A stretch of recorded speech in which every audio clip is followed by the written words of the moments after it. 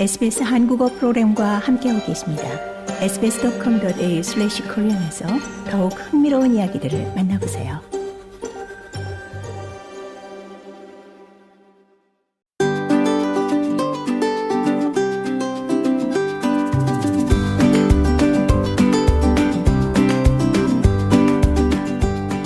일상생활 속의 건강한 습관과 과학적으로 검증된 건강 관련 정보를 공유합니다. 건강인 유화정 프로듀서와 함께합니다. 안녕하십니까? 네, 안녕하세요. 건강은 건강할 때 지키라는 말이 있죠. 일상에서 쉽게 건강 상태를 확인할 수 있는 방법의 하나로 체중을 들 수 있는데요. 최근 호주 어린이 25%가 건강 체중을 초과한다는 보고서가 나왔다고요? 네, 그렇습니다. 호주 보건복지연구소의 최근 보고서에 따르면 4세에서 15세 사이의 어린이와 청소년 25%가 비만이거나 과체중 상태로 나타났습니다. 즉 해당 범위의 어린이 4명 중 1명이 건강 체중을 넘어서고 있다는 겁니다. 네. 네, 이러한 통계는 어린이 비만의 증가가 심각한 문제라는 걸 시사하는데요. 이로 인해 비만 예방과 관리에 대한 긴급하고 효과적인 조치가 필요하다는 점이 강조되고 있습니다. 네. 네, 전문가들은 비만 문제를 해결하기 위해 조기 개입, 건강한 식습관 촉진, 신체 활동 증진 등 종합적인 접근이 필요하다는 의견을 개진하고 있습니다. 네.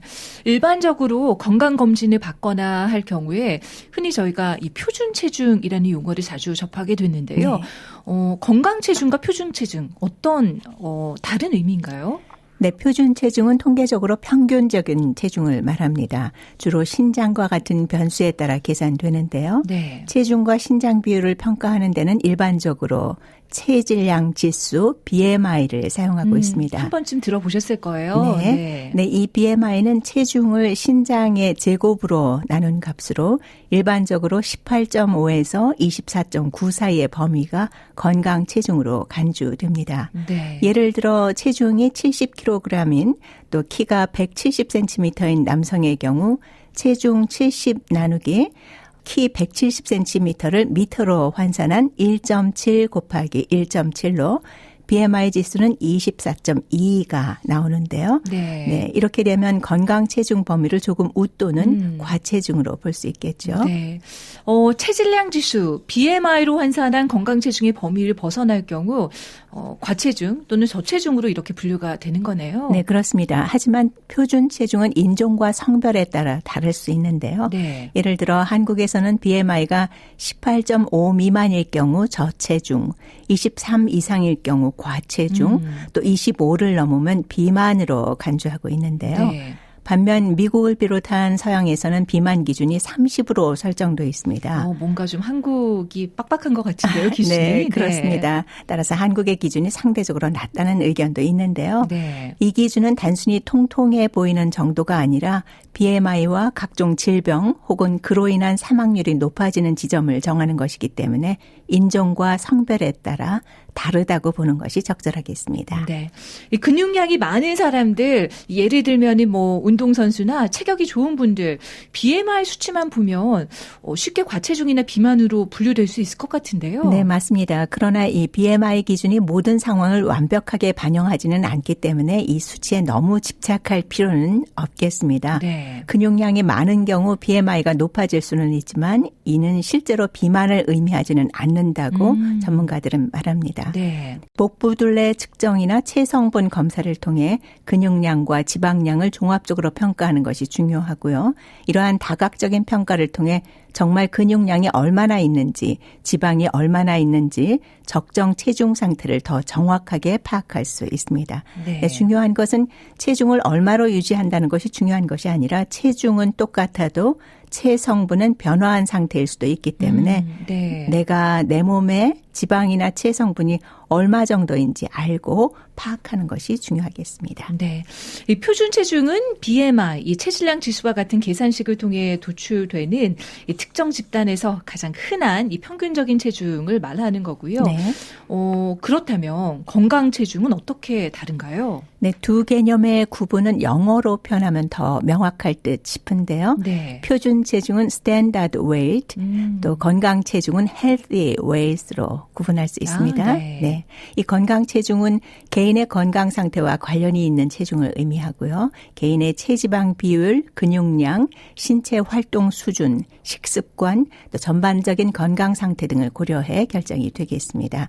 이 체중 자체보다는 건강 지표를 중시하며 개인의 삶의 질과 건강한 생활 방식을 유지하는 데 초점을 맞춘다고 보시면 되겠죠. 네. 네, 정리하자면 이 표준 체중은 평균적인 기준을 의미하지만 건강 체중은 개인의 건강에 더 중점을 둔 체중입니다.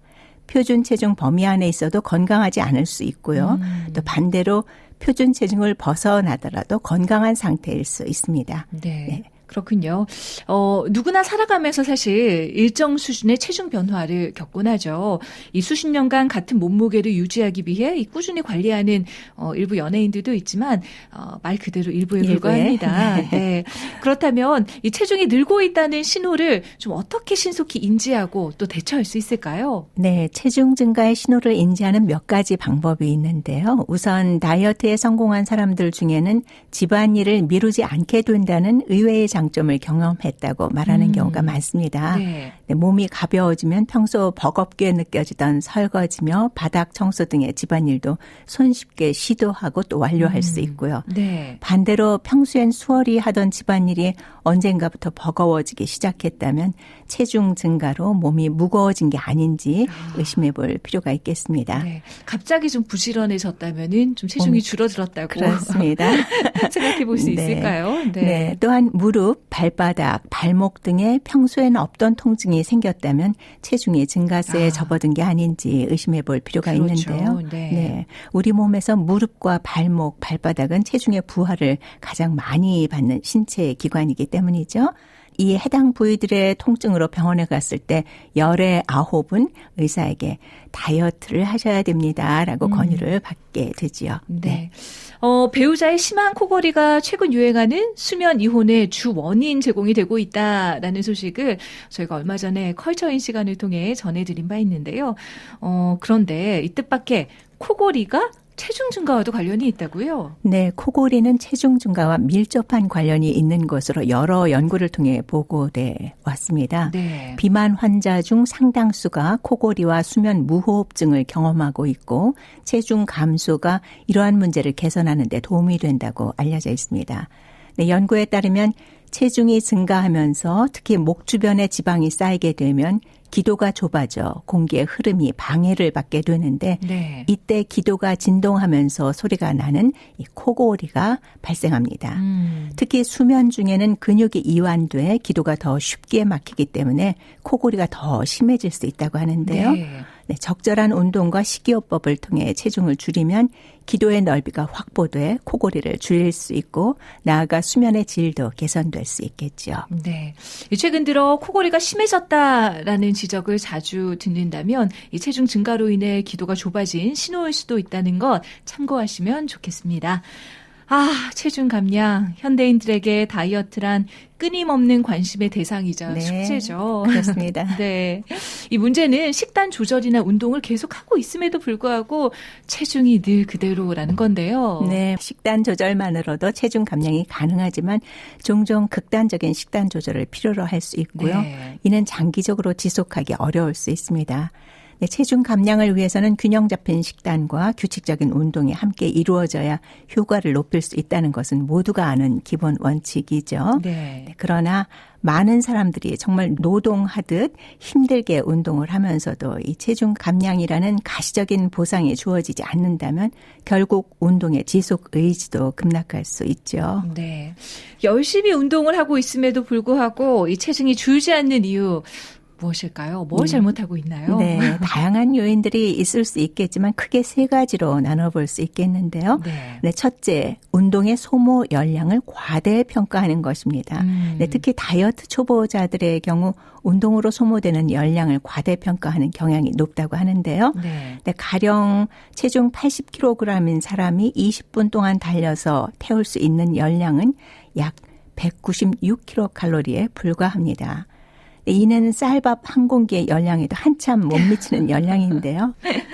네, 요즘 판매되는 햇반을 기준으로 말하면 기본형 제품이 210g으로 칼로리는 315kcal 정도 됩니다. 네. 쌀밥 한 공기의 열량에도 한참 못 미치는 열량이 되겠습니다. 도대체 몇 분을 달려야 하는 건가요? 네.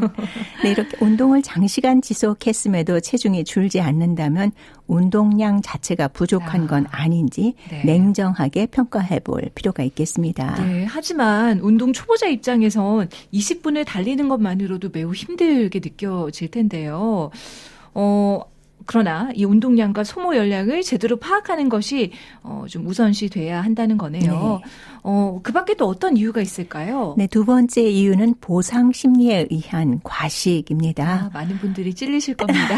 네. 운동하고 나서 디저트 먹는 분들 맞습니다. 많으실 거예요. 예. 저도 그렇고요. 네, 다이어트 네. 중인 사람 중 적지 않은 이들이 운동을 핑계로 식사량을 늘리곤 하는데요. 네. 기초 대사량 이외에 추가적인 열량 소모를 했으니 식사량을 조금 늘려도 괜찮다고 여기는 경우가 많습니다. 네. 하지만 앞서 말씀드렸듯이 운동을 통한 열량 소모량은 다이어트 초보자들의 바람처럼 그리 크지 않기 때문에 엄격한 식단 관리를 병행하는 것이 중요합니다. 네.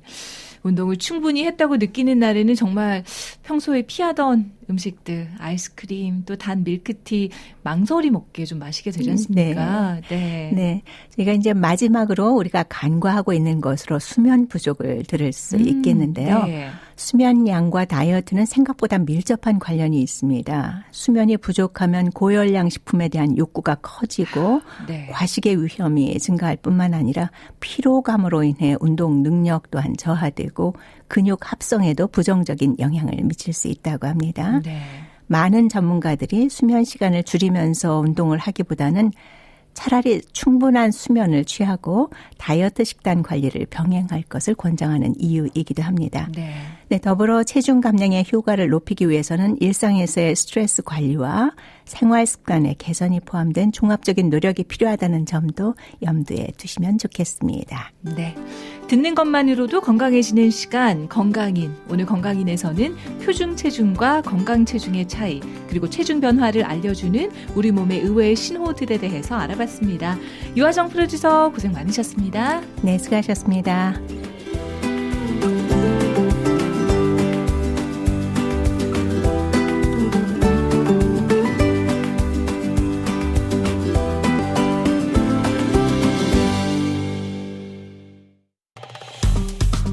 좋아요, 공유, 댓글, SBS 한국어 프로그램의 페이스북을 팔로우해 주세요.